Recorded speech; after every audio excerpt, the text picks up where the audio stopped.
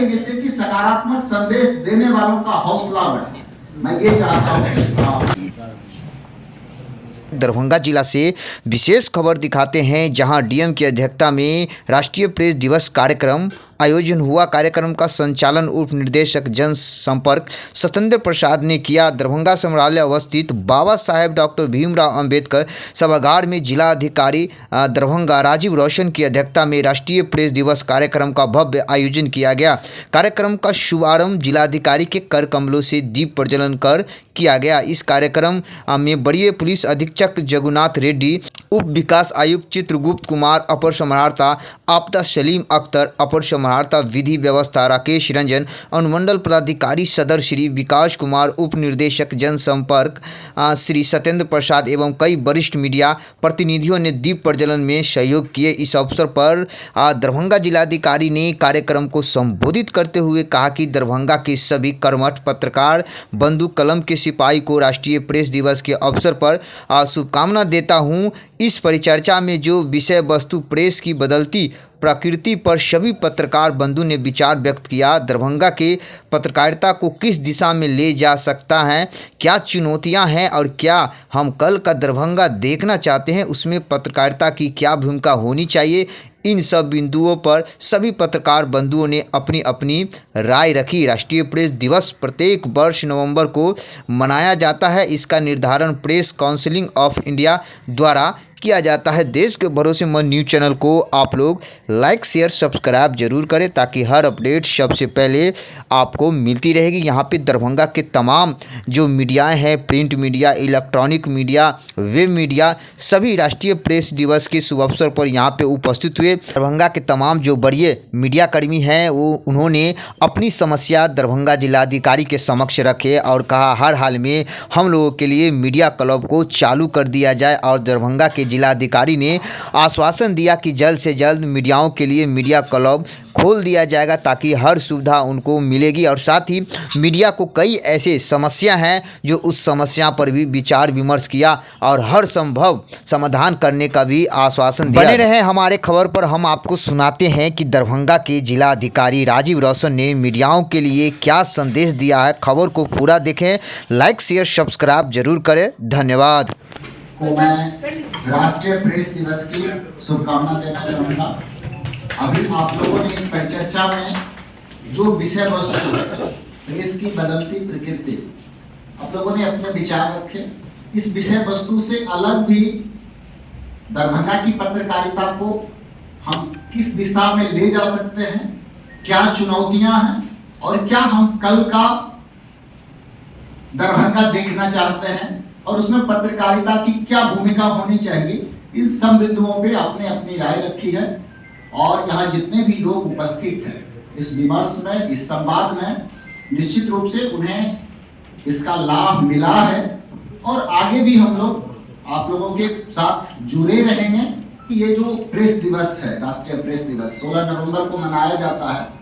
हम लोगों का जो प्रेस काउंसिल ऑफ इंडिया है उनके द्वारा जो है इस तिथि को निर्धारित किया गया और संविधान में इसकी व्यवस्था की गई है। जैसा कि अभी विपिन जी बता रहे थे, ये जो अभिव्यक्ति की स्वतंत्रता है वो तो सब नागरिकों को प्राप्त है, प्रेस के लिए कहीं ये अलग नहीं है। मैं आपको बताऊं कि ये बहुत बड़ी बात है।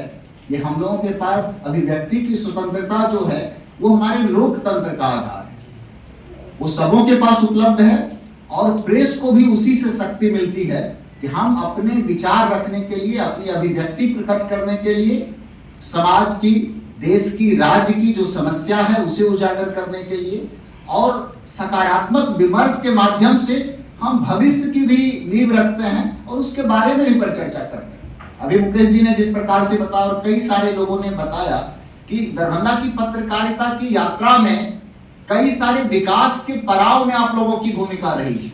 जो आप बनाते हैं समझ, वही समझ बन जाती है।